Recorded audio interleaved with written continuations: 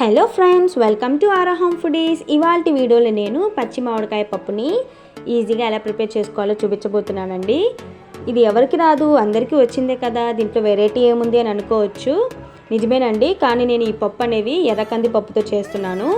ఇవి చాలా మంచిదన్నమాట ఆరోగ్యానికి. నార్మల్ కందిపప్పు అయితే మనకి గ్యాస్ట్రిక్ ప్రాబ్లమ్స్ అనేవి వస్తాయి, కానీ ఎర్ర కందిపప్పుతో అలా కాదండి, చాలా మంచిదన్నమాట. మీరు కూడా ఒకసారి ట్రై చేయండి.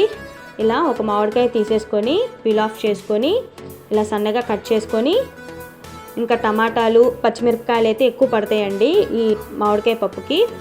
పచ్చిమిరపకాయలని సగానికి చీరేసుకొని, ఇంకా ఉల్లిపాయలు అన్నీ కందిపప్పులోకి ఇలా ముందుగా క్లీన్ చేసుకొని నానబెట్టుకున్న కందిపప్పులోకి ఇవన్నీ వేసేసుకొని స్టవ్ మీద పెట్టుకొని ఉడికించుకోవాలండి. మంచిగా పసుపు వేసుకున్న తర్వాత మంచిగా కలిపేసుకొని ఉడికించుకోవాలి. నేనైతే ఇక్కడ కుక్కర్ అనేది మేము అస్సలు వాడమండి, ఇంట్లో వాడతాం, అప్పుడప్పుడు వాడతాం, కానీ ఇలా పప్పులకైతే అసలు వాడమండి, ఎందుకంటే అంత టేస్ట్ ఉండదు కుక్కర్లో.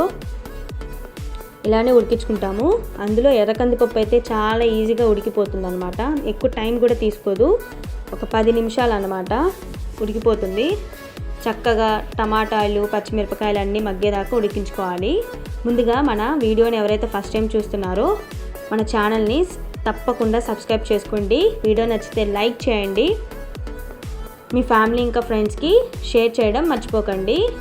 రెసిపీ మీరు కూడా ట్రై చేసి మీకు ఎలా వచ్చిందో కమెంట్ చేయండి ఫ్రెండ్స్. సమ్మర్ రాగానే మనకి గుర్తొచ్చేవి మ్యాంగోస్ కదండి.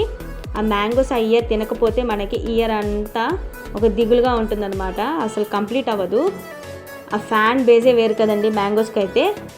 నాకైతే పచ్చి మామిడికాయలు అంటే చాలా ఇష్టం అండి. వీళ్ళు ఎంతమందికి ఇష్టమో లైక్ చేయండి.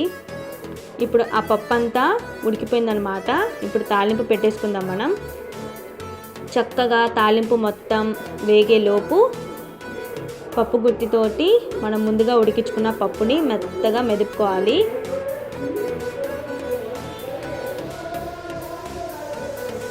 మెత్తగా మెతుక్కున్న తర్వాత ఈ తాలింపు దాంట్లోకి కలిపేసుకోవడమేనండి.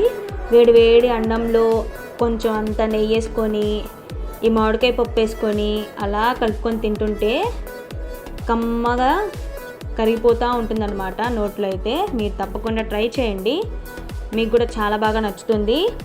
అందరికీ తెలిసిందే, కాకపోతే ఇలా ఎర్రకంది పప్పుతో కూడా ఒకసారి ట్రై చేయండి, చాలా బాగుంది. టేస్ట్ అయితే అల్టిమేట్గా వచ్చింది ఫ్రెండ్స్.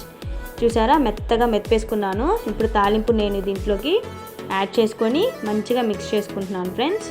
అంతే, చాలా ఈజీ. కొత్తగా పెళ్ళైన వాళ్ళు కూడా చాలా ఈజీగా ప్రిపేర్ చేసుకోవచ్చు. నచ్చితే లైక్ చేయండి, షేర్ చేయండి, సబ్స్క్రైబ్ చేసుకోవడం మర్చిపోకండి.